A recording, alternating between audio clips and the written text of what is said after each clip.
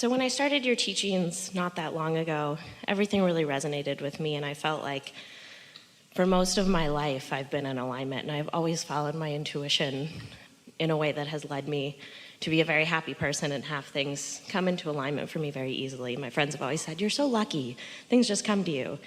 And recently I think I've struggled to follow my emotional guidance system, and it's really the first time I feel lost, where like you're in a situation and it doesn't feel good, so you get out of it, and then that doesn't feel good, so then you have a desire to go back, and it's been confusing. You think you're overthinking things? Probably. Maybe trying too hard a little bit? Yeah. Trying to turn on the gas before you're pointed in the right direction? Look at it this way. Without even really knowing about this, you did know that you wanted to feel good, and you did know that you are an uplifter and you wanted to be of value.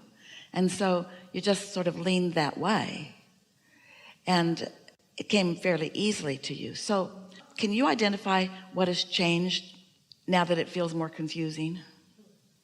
There were two probably contributing factors, big areas of my life. I moved out to the West Coast, I took a new job, and started feeling more desires about what I didn't want to do work-related, and then also was in a new relationship, so. Oh, gee. There.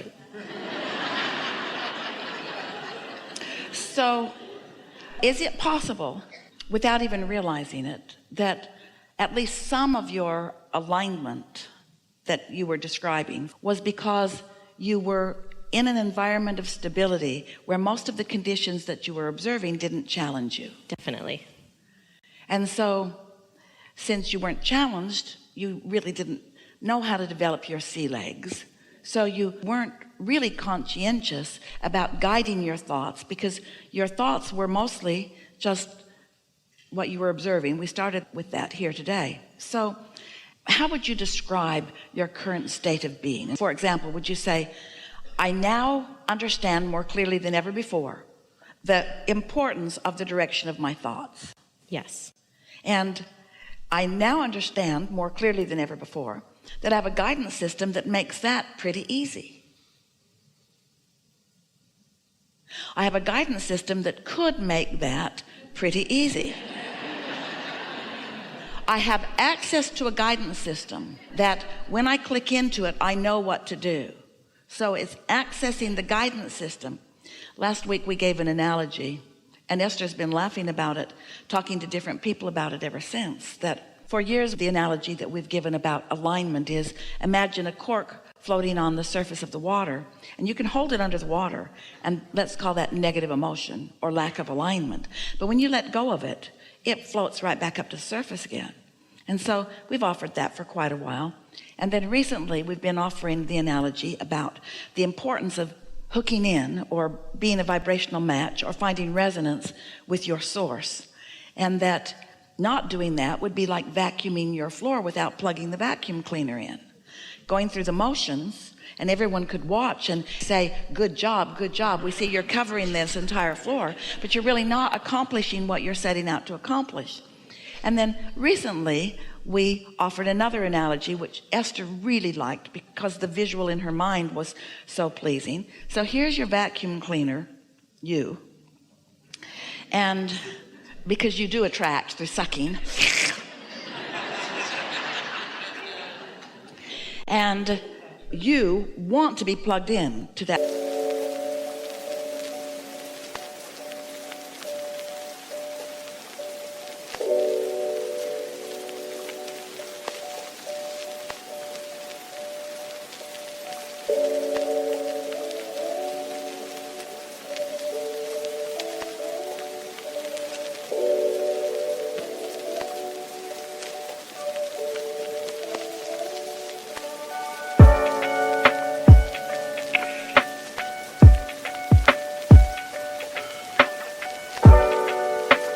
Source energy. So your electrical cord is alive and headed for the outlet. It knows where it wants to be. It's natural that it be there, and it's going there. Unless you're swatting it out of the way, it will get there. Unless you're pulling it back. Wait a minute. Your alignment is so natural. Your alignment will happen unless you do that thing that doesn't let it happen.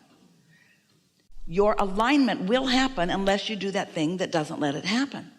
What is the only thing that you do that doesn't let it happen? You think thoughts in opposition. And when you do that, you feel negative emotion. So every time you feel negative emotion, it's like you're jerking that cord back. You're not letting it hook in, because as soon as it hooks in, you'll be fully empowered. So what kinds of things, we know that you know, it'll be easy to have this conversation. What kinds of things do you notice yourself doing that are like that, where you think or speak in opposition? I will, when I have a negative thought, instead of finding a better thought, sometimes I dive into it. All right, so everybody does that. And you know why? Law of attraction is powerful. Because when that thought's active, if you let it be active for very long, it's naturally attracting other thoughts that match that. So the key is to catch the thoughts early before they get so much going, and not talk to others who will add to it. What else? Sometimes when I know what I want, if I'm too hooked into the negative emotion or the negative thoughts, I stop myself from doing things that I know would make me feel better. Of course you do, because law of attraction sort of has you paralyzed there. You're not doing anything wrong. Law of attraction is dishing up to you more of what you've already got going on. So if you've been thinking those thoughts, then you're attracting things that compound them. You're attracting things that give evidence to them until you form a belief. A belief is just a thought that you continue to think. So there are a couple of things that you can do. One is acknowledge that and catch yourself in the early subtle stages. But what if you're like most people, and what if you have a history, even though most things were going well, of thinking thoughts that are not working for you and them picking up momentum, and you just got in the habit of following the thought wherever it went? What if every time you get on that subject, that's right where your mind goes? So how could you possibly release yourself from that kind of momentum? Well, the good news is every time you know what you don't want, you launch a rocket about what you do want. So you have been, without knowing it, you've been increasing the momentum of your desire a lot. And it's formulated in this vibrational reality. We are forming this circle because it's attracting its cooperative components. We call it a vortex.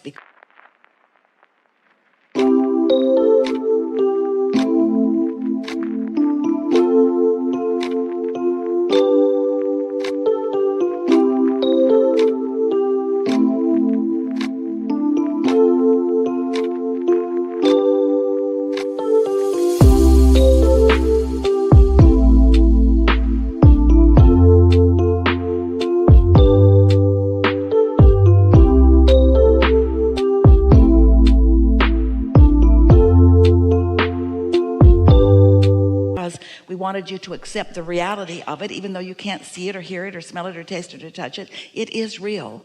So knowing that it's real, even though you can't find the thought, knowing that it's real, doesn't that sort of kind of make you feel better? It does. So when you say, I know what I want is out there, even though I can't find it yet, knowing that it is out there, does that make you feel better or worse? Better. Makes me feel good knowing it's out there, even though I can't find it. So then you said to us, because you got really tired of us talking about this vortex, all right, Abraham, enough about this invisible magic place. How do I get the money out of the vortex and into the bank? How does this become a reality worth talking about? Because you can say all of these words, it just sounds like another fantasy. You can say the words, how can I prove to myself this vortex exists? Because words don't teach, it's only life experience that teaches. How can I prove to myself that this is a real thing? And so in the beginning of your questions, we said things to you like, well, you've got to get into the vortex. Well, that didn't go over very well with you, because first of all, you don't even really believe the thing exists, because you can't see it or hear it. You can't translate it through your physical senses. And you, like us, we know you do, but it's hard to believe things that you haven't proven through your own experience. Get into the vortex, get into the vortex, get into the vortex, get into the vortex. And it's like you want to scream, like we don't want to go in there. We do. We want to go in there. We just can't find the damn door. We want to go in there where everything that we want is. We want the full experience of that.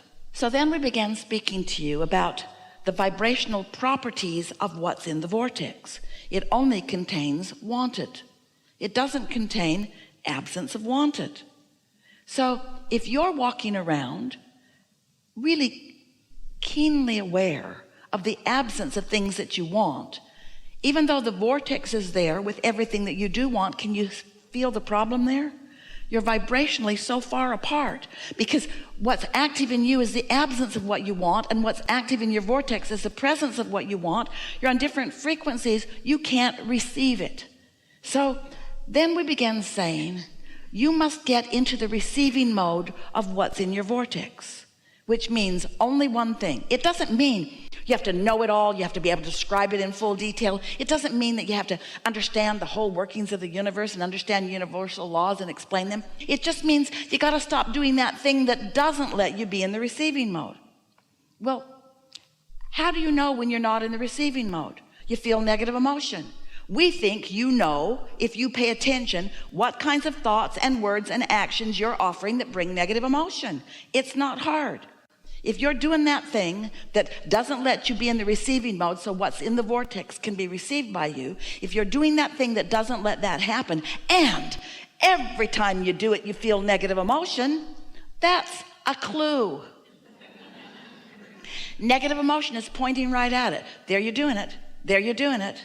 When you're belittling yourself, you're doing it. This makes sense, doesn't it? So then you say, okay, I've caught myself 1,000 times today, Abraham. I did it quite a bit today. I did it, but I can't stop doing it. I can't stop doing it because I get the thought, and then the thought gets bigger, and then I can't stop doing it. What should I do? How can I get in the receiving mode when my practice thoughts, when my beliefs keep dishing up, because law of attraction helps me, contradictory thoughts? And we say, got to stop the thought. And you say, drugs.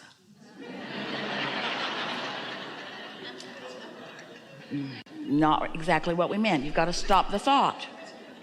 Got to stop the thought. Oh, I'll go to sleep. That's kind of like drugs. It's temporary. So how do I stop the thought so that I can find resonance with what's in my vortex? And here are the new words that you came here today to hear. How can I stop the thought and allow the resonance so that my source can teach the physical me the vibration of it?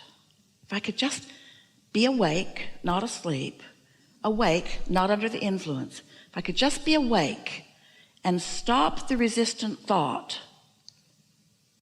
the vibration of my source, the influence of my source, the influence of the energy that creates worlds will inundate me. It will fill my mind. It will show the cells of my body and the faculties of my mind. It will teach me that vibration if I will allow myself that space of that resonating.